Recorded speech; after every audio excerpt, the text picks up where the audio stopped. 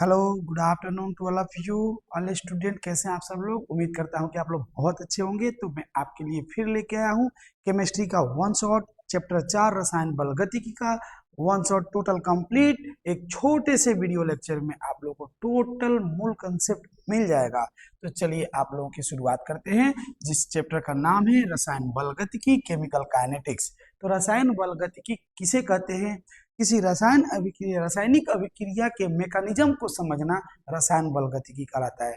मतलब किसी भी रासायनिक अभिक्रिया में कौन सी घटनाएं हो रही है, इसी चीज को समझने की प्रक्रिया रसायन बल गतिकी कहलाता है। अब इसके बारे में हम लोग छोटे छोटे टॉपिकों को डील करने वाले हैं और हर एक टॉपिक को डिटेल में डील करूंगा। मैं कम समय में बहुत ज्यादा डिटेलिंग करना है आप लोगों को। तो देखिए, सबसे पहले किसी रासायनिक अभिक्रिया की कोटि क्या होती है। किसी रासायनिक अभिक्रिया की कोटि ऑब्जेक्टिव क्वेश्चन बहुत ज्यादा उठाता है और मैं आपको बता दूं कि कोटि कैसे आप लोग फाइंड आउट कीजिएगा। तो देखिए, पहले कोई रासायनिक अभिक्रिया लिखता हूँ। इस साइड वाले को कहते हैं अभिकारक, देख लीजिए, और उस साइड वाले को क्या कहते हैं? उत्पाद। अभी इसको नहीं पढ़ेंगे, इसको बाद में पढ़ते हैं। तो ये अभिकारक को अगर मैं यहाँ दो अभिकारक दे दिया, एक ए और एक बी, और ये देखिए, और इधर सी दे दिया, और इसको मैंने क्या दे दिया? डी दे दिया। ये अभिकारक और ये उत्पाद। इसके जो ब्रैकेट, बड़ा ब्रैकेट का मतलब सांद्रता होता है। इसके सांद्रता पर जो भी पावर है, जैसे यहाँ पे ए पावर दिया, यहाँ पे बी, इस पर सी और इस पर डी। तो किसी अभिकारक की सांद्रताओं के, यानी अभिकारक यही होता है, अभिकारक के सांद्रताओं के घातों के योगफल को क्या कहते हैं? अभिक्रिया की कोटि। देखिए यहाँ लिखा अभिकारकों के सांद्रताओं के घातों का योग, यानी कि इसकी कोटि कितनी हो जाएगी? किसी अभिक्रिया की कोटि निकालनी है तो इसकी सांद्रता का घात ए और प्लस बी। कोई भी रिएक्शन इस टाइप का दिया हो, इसमें पावर जो भी दिया हो, इस साइड वाला अभिकारक वाला उनको जोड़ दीजिए, वो क्या हो जाएगा? आपका अभिकारक का कोटि, सॉरी, अभिक्रिया की कोटि हो जाएगी। इस चीज को याद रखेंगे। अभिक्रिया की कोटि शून्य हो सकती है, 1 हो सकती है, 1/2 हो सकती है, कुछ भी हो सकती है। तो चलिए, अभिक्रिया की कोटि क्या होती है? किसी अभिकारक के सांद्रताओं के घातों के योगफल को अभिक्रिया की कोटि कहते हैं। उम्मीद करता हूं कि आप लोगों को ये टॉपिक समझ में आ गया होगा। समय डिले नहीं करते हुए अगले टॉपिक के पास चलते हैं, और एक के बाद बहुत सारा टॉपिक लेके आया हूं। अभिक्रिया की आणविकता क्या होती है? What is the molecularity of reaction? अभिक्रिया की आणविकता से आप क्या समझते हैं? तो किसी अभिक्रिया में जितने अणु भाग लेते हैं उसको आणविकता कहते हैं। जैसे एग्जांपल समझेंगे, C+O2 एरो मार्क CO2। इस अभिक्रिया में कितने अणु भाग लिए, ये अभिकारक कितने अणु है, उस अणु का नाम। देखिए यहाँ एक अणु और यहाँ दो अणु, तो इसकी आणविकता कितनी हो जाएगी बाबू? 2 हो जाएगी। इसकी आणविकता 2 हो जाएगी। ये लीजिए, इसकी आणविकता 2 ही। लेकिन एक और एग्जांपल मैं दे रहा हूँ आणविकता समझने के लिए। बहुत छोटा टॉपिक है, बहुत इजी वे में आप समझ जाएंगे। जैसे एक हाइड्रोजन गैस लिया, एक ऑक्सीजन गैस लिया और जल बना दिया। तो कुछ लोग कहेंगे एक हाइड्रोजन है, एक ऑक्सीजन है, तो ये इसकी आणविकता कितनी हो जाएगी? 2 हो जाएगी। बहुत बढ़िया, इसकी आणविकता 2 हो जाएगी। लेकिन इसकी आणविकता 2 नहीं होगी, इसकी मोलिकुलरिटी कितनी होगी? देखिए आप लोग, इसकी आणविकता जानने से पहले इसको हम लोग संतुलित करेंगे, और इसको संतुलित करने के लिए इसकी सभी द्रव्यमानों को बराबर करेंगे। इधर मैंने 2 से मल्टीप्लाई किया, इधर भी 2 से। देखिए तो संतुलित हो गया। अब देखिए हाइड्रोजन कितना है? 2 हाइड्रोजन है, और ऑक्सीजन कितना है? 1 ऑक्सीजन है, तो 2 + 1 यानी 3 अणु। तो इसकी आणविकता कितनी हो जाएगी? 3 हो जाएगी। यानी कि किसी अभिक्रिया को संतुलित करने पर अभिकारक में टोटल जितने अणु होंगे, टोटल भाग लेने वाले अणु को क्या कहेंगे? अभिक्रिया की आणविकता कहेंगे। ये टॉपिक को आप डील कर लीजिएगा, एक क्वेश्चन इसे पूछता है। चलिए अगले टॉपिक पे आते हैं। और अभिक्रिया का वेग क्या होता है? तो अभिक्रिया का वेग देखिए, कोई भी अभिक्रिया हम लोग कराते हैं, जैसे लकड़ी को जलाते हैं तो लकड़ी जल करके राख बनता है। तो शुरुआत में हमारे पास जितना लकड़ी रहता है टोटल रहता है, लेकिन जैसे जैसे हम लोग उसको जलाते हैं, समय गुजरता है, तो उसका लकड़ी का संख्या कम होता है और राख की मात्रा ज्यादा होती है। यानी लकड़ी यानी अभिकारक, राख माने उत्पाद। तो समय के साथ अभिकारक में होने वाले कमी को क्या कहते हैं? अभिक्रिया की दर या वेग कहते हैं। समय के साथ देखिए यहाँ दिया, अभिकारक में कमी या उत्पाद में वृद्धि। अभिकारक कम होगा और उत्पाद क्या होगा? बढ़ेगा। अभी अभी बोला ना, लकड़ी कम होगा और राख ज्यादा होगा। तो अभिकारक में कमी या उत्पाद में वृद्धि को हम लोग किस नाम से जानते हैं? अभिक्रिया की वेग के नाम से या दर के नाम से जानते हैं। इसको कैसे हम लोग रिप्रेजेंट करेंगे यहाँ पे देखेंगे, इस चीज को मैं ड्राइव कर रहा हूँ यहाँ पे। तो कोई अभिक्रिया है, इधर R माने रिएक्टेंट, अब P माने प्रोडक्ट। अब देखिए इस ये जो अभिकारक है, अभिकारक की सांद्रता, ये देखिए अभिकारक की सांद्रता में वृद्धि या कमी, तो इसमें कमी होता है तो माइनस, यही तो हुआ आपका वेग। वेग क्या हो जाएगा? किसी अभिकारक की सांद्रता में कमी, और दर मतलब बटा में समय, तो अभिकारक में सांद्रता में कमी की दर को चाहे उत्पाद की सांद्रता में वृद्धि की दर को क्या कहते हैं? dp/dt या dr, r माने रिएक्टेंट अभिकारक, और इधर क्या है? उत्पाद। देखिए ये अभिकारक है और इधर इस साइड क्या है? उत्पाद है। तो यहाँ पे ध्यान दीजिएगा, अभिकारक में कमी की दर या उत्पाद में वृद्धि की दर को क्या कहेंगे? अभिकारक अभिक्रिया का वेग कहते हैं। और इस चीज को आप याद रखेंगे, इसमें माइनस कह रहा है कि कमी हो रही है, तो हम लोग इसी से डिनोट करेंगे माइनस dr/dt, अभिक्रिया के वेग को माइनस dr/dt, हमेशा अभिकारक में कमी ही हम लोग डिनोट करेंगे। ठीक है, तो ये अभिकारक में कमी या उत्पाद में वृद्धि की दर को क्या कहेंगे? वेग कहेंगे। सांद्रता जरूर लगाइएगा, अभिकारक की सांद्रता, यहाँ की सांद्रता और उत्पाद की सांद्रता में वृद्धि की दर को और इसमें कमी की दर को वेग कहते हैं, अभिक्रिया का वेग कहते हैं। इसके बाद से अभिक्रिया के वेग को कौन कौन से कारक प्रभावित करते हैं? तापमान, तापमान बढ़ने पर अभिक्रिया बढ़ भी सकता है, घट भी सकता है। जनरली अभिक्रिया क्या होता है? बढ़ता है। दाब बढ़ने पर अभिक्रिया बढ़ता भी है, घटता भी है, लेकिन कुछ अभिक्रिया में परिवर्तन नहीं होता है, और इसके लिए आपको सरफेस केमिस्ट्री पढ़ना पड़ेगा, वो मैं अगले वन शॉट में लेके आऊंगा। सांद्रता, सांद्रता बढ़ने पर अभिक्रिया की दर बढ़ जाती है, वेग बढ़ जाती है। उत्प्रेरक डालने पर अभिक्रिया की दर बढ़ जाती है। तो ये चार कारक अभिक्रिया के दर को क्या करते हैं? प्रभावित करते हैं, उसको बढ़ाते हैं या घटाते हैं। तो चलिए आगे बढ़ते हैं अगले टॉपिक पे। वेग नियम क्या होता है?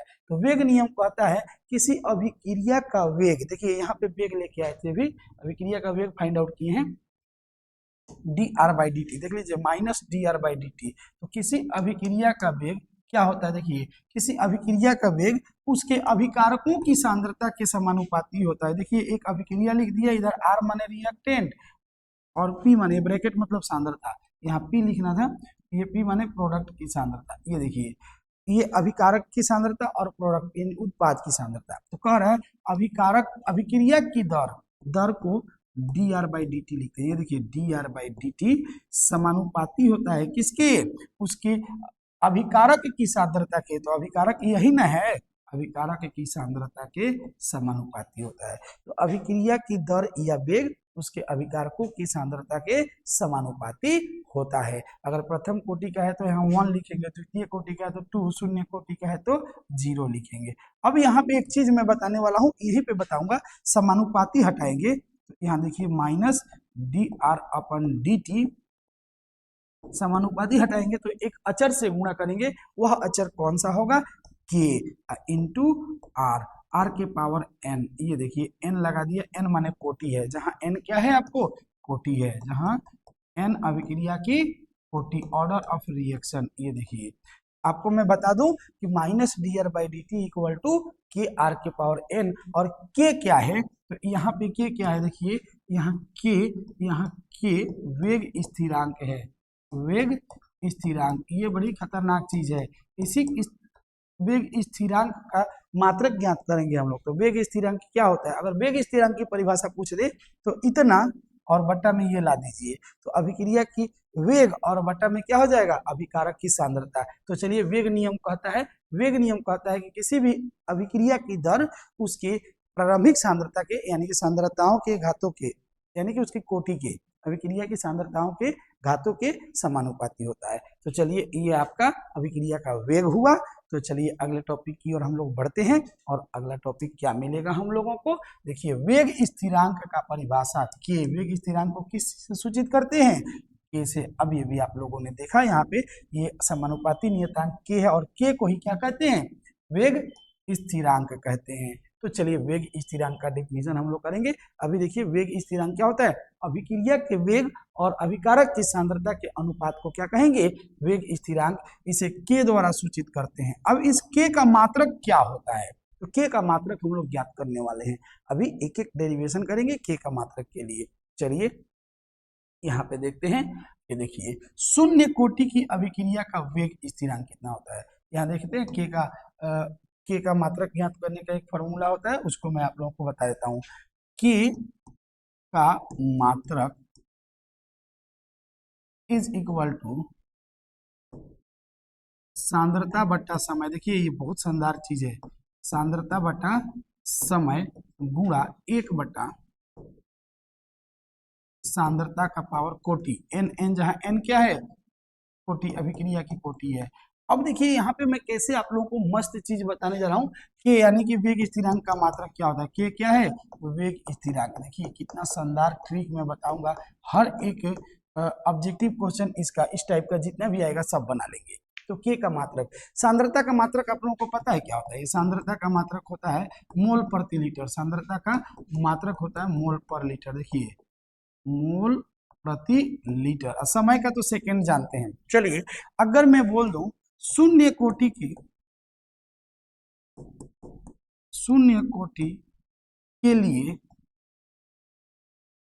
देखिए शून्य कोटि के लिए के का मात्रक मैं आपको बता रहा हूं। के का मात्रक देखिए कितना शानदार चीज है।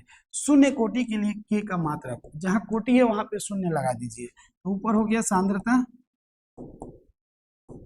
और नीचे क्या हो गया समय, और गुणा में 1 बटा सांद्रता का पावर कितना हो जाएगा 0। किसी भी संख्या का पावर 0 माने 1 होता है। अब इसका कैलकुलेशन, सांद्रता का मतलब होता है मोल पर लीटर, देख लीजिए वहां मोल पर लीटर, और समय का क्या होगा सेकेंड, अब बटा में कुछ नहीं तो 1, और ये 1 बटा, देखिए थोड़ा छोटा कर देते हैं, यहाँ 1, अब बटा में कुछ नहीं तो 1। अब इसको उल्टा पुल्टा कर दीजिए, यानी इसका कैलकुलेशन हो गया आपका मोल प्रति लीटर गुणा 1 बटा सेकेंड। फाइनल आपका क्या मिला, मोल प्रति लीटर सेकेंड। इसको ऐसे भी लिख सकते हो मोल और लीटर के पावर -1 सेकेंड, प्रति का मतलब -1 होता है। आप ऐसे भी लिख सकते हो, किसी का भी आप प्रथम कोटि का, शून्य कोटि का मैंने अभी अभी निकाल लिया, तो मोल प्रति लीटर सेकेंड, देखिए मोल प्रति लीटर सेकेंड आया। प्रथम कोटि का भी निकाल करके मैं दिखा रहा हूँ, सब प्रथम कोटि का द्वितीय किसी का भी निकालोगे। देखिए प्रथम कोटि की अभिक्रिया, देखिए अभिक्रिया के लिए के का मान कितना होगा, प्रथम कोटि की अभिक्रिया के लिए के का मान देखिएगा कितना शानदार, मैं प्रथम कोटि की अभिक्रिया के लिए के का मान आपको देने वाला हूं। तो के का मात्रक देने वाला हूं, ये लीजिए के का मात्रक, देखिए कितना शानदार तरीके से मैं निकालूंगा। फॉर्मूला वही होता है सांद्रता बटा समय गुणा 1 बटा, ये 1 लिखने दीजिए, 1 बटा सांद्रता का पावर कितना हो जाएगा एन, एन माने 1 कोटि है। तो अब देखिए ये सांद्रता का पावर 1 माने सांद्रता कैंसिल, क्या बच गया 1 बाई समय, और समय का मात्रक क्या होता है सेकेंड, 1 बटा सेकेंड। तो इसको कहते हैं सेकेंड को ऊपर ले जाए, 1 बाई सेकेंड कहिए चाहे सेकेंड इनवर्स कहिए, इसका मात्रक होता है। अब द्वितीय कोटि का समझाने वाला हूँ, यही मेन चीज है, इसमें सबसे मेन चीज है ये। द्वितीय कोटि के लिए देखिए बारी बारी मैं समझा रहा हूं। द्वितीय कोटि के लिए के का मात्रक क्या हो जाएगा, वही फॉर्मूला का इस्तेमाल करूंगा, डायरेक्ट इसमें बना रहा हूं। सांद्रता यानी मोल प्रति लीटर बटा समय यानी सेकेंड कुछ नहीं तो 1 गुणा 1 बटा, और सांद्रता माने मोल प्रति लीटर का पावर कितना हो जाएगा 2 हो जाएगा। द्वितीय कोटि का है तो पावर 2, तृतीय तो पावर 3। अब तृतीय चतुर्थ का निकालते रहिएगा। ये देखिए क्या हो गया मोल प्रति लीटर गुणा 1 बटा सेकेंड, ये पलट जाएगा ना, देखिए स्क्वायर है तो मोल स्क्वायर प्रति लीटर स्क्वायर, तो ऊपर गया लीटर तो लीटर स्क्वायर, और नीचे क्या हो गया मोल स्क्वायर। ये देखिए मोल से 1 मोल कैंसिल, लीटर से 1 लीटर कैंसिल, क्या हुआ ऊपर में लीटर और नीचे में मोल सेकेंड बचा, मोल सेकेंड। ये सजा के लिखिएगा लीटर प्रति मोल, प्रति मतलब जो बटन होता है पावर ले जाके माइनस कर दिए ना, ये लीटर प्रति मोल सेकेंड होता है।